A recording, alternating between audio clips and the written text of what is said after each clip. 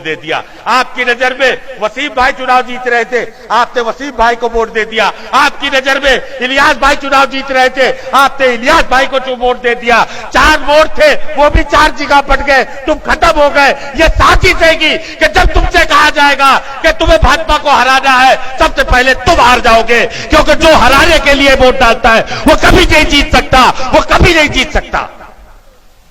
तुमने कभी सोचा है? क्यों नहीं सोचते हो? ये क्या तुम इसी के लिए पैदा हुए हो? पहले कांग्रेस के दलाल हुआ करते थे मुस्लिम लीडर, अब भाजपा के दलाल होने लगे। 8,000 करोड़ रुपए का मालिक वो दलाल है, वो पैसे से बिक जाएगा।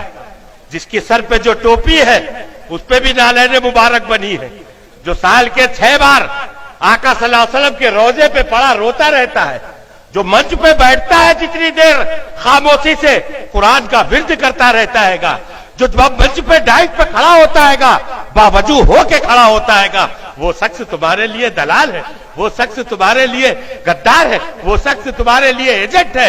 लागत है ऐसी सोच के ऊपर, लागत है ऐसी सोच के ऊपर। कब बदलोगे इस सोच को तुम? अभी आम आदमी पार्टी चुनाव लड़ने आ रही है 403 पे, किसी ने नहीं कहा वोट कटेगा। बहुजन समाज पार्टी 300-403 पे लड़ेगी, किसी ने नहीं कहा कि वोट कटेगा। समाजवादी पार्टी 403 पे लड़ेगी, किसी ने नहीं कहा वोट कटेगा। कांग्रेस पार्टी लड़ेगी, किसी ने नहीं कहा वोट कटेगा। लेकिन अगर ओवैसी आ गया तो वोट कट जाएगा, वोट बढ़ जाएगा। क्यों बढ़ जाएगा? ना बढ़ जाएगा? किसका वोट बढ़ जाएगा? हमसे कहा जाता है कि भाजपा न जीतने पाए। कभी सोचा है तुमने? किससे कहा जा रहा है कि भाजपा न जीतने पाए? हमसे। एक मुसलमान ही तो है जो भाजपा को वोट नहीं देता, और उसी से कहा जाता है भाजपा न जीतने पाए। कभी तुमने शुक्ला जी से क्यों नहीं कहा कि भाजपा न जीतने पाए? कभी यादव जी से क्यों नहीं कहा कि भाजपा न जीतने पाए? कुशवाहा जी से क्यों नहीं कहा कि भाजपा न जीतने पाए? पाल साहब से क्यों नहीं कहा कि भाजपा न जीतने पाए? दलितों से क्यों नहीं कहा कि भाजपा न जीतने पाए? जो लोग भाजपा को वोट देकर जिताते हैं उससे तुमने कभी नहीं कहा, और जो कौम कभी भाजपा को वोट नहीं देती है उससे कहा जाता है भाजपा न जीतने पाए। ये कैसी पॉलिसी है? ये कैसी साजिश है? ये कैसे तुम्हारे खिलाफ पड़ियत है? कभी तुमने सोचा है? कभी नहीं सोचोगे, खुदा की कसम कभी नहीं सोचोगे। जब तक के चाय के होटलों पे बैठ के तुम ईमानों की बातें करते रहोगे, ऐसे ही बर्बाद रहोगे। क्योंकि ईमानों में जो तुम्हारे मुकद्दरों के फैसले होते हैं वो तुम्हारे नुमाइंदगी की बुनियाद पर रोके जा सकते हैं, तुम्हारे चाय पीने से नहीं रोके जा सकते।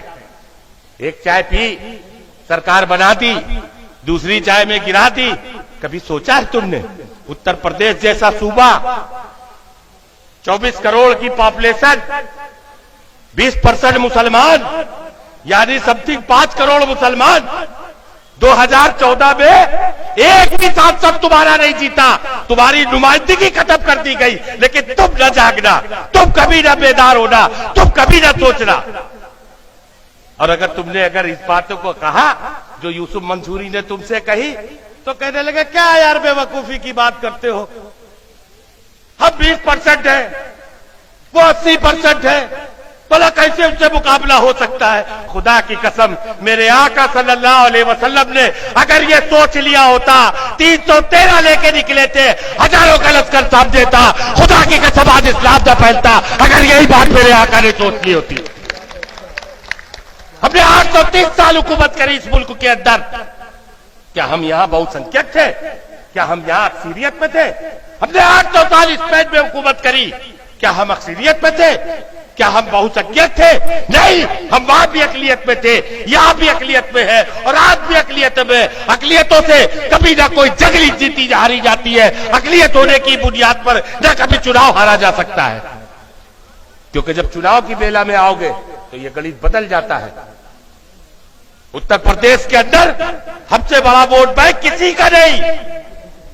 यादव 9%, सत्ता में भागीदारी नहीं, मालिक बना बैठा है। 3% पाल अपनी हिस्सेदारी मांग रहा है। 2% वाले अपनी हिस्सेदारी, अपनी नुमाइंदगी मांग रहे हैं। और 20% वाले दरी बिछा रहे हैं, कुर्सियां बिछा रहे हैं, गुलामी कर रहे हैं। याद रखो, गुलामी में भीख मिलती है, साझेदारी कभी नहीं मिलती है, कभी हक नहीं मिलता है। तुमको भीख तो मिल सकती है लेकिन तुम्हें हक नहीं मिल सकता। हमने कब कहा कि हम यहां प्रधानमंत्री बन जाएंगे? हमने कब कहा कि हमारी सरकार बन जाएगी? हमने कब कहा कि हमारा यहां मुख्यमंत्री बन जाएगा? क्या ऐसा कभी हमने कहा? क्या वैसी ने कभी कहा कि हम यहां अपनी सरकार बना लेंगे? बताओ, हफ्ते दिनों पे हाथ धर के कहा कभी? नहीं। हमारी लड़ाई क्या है?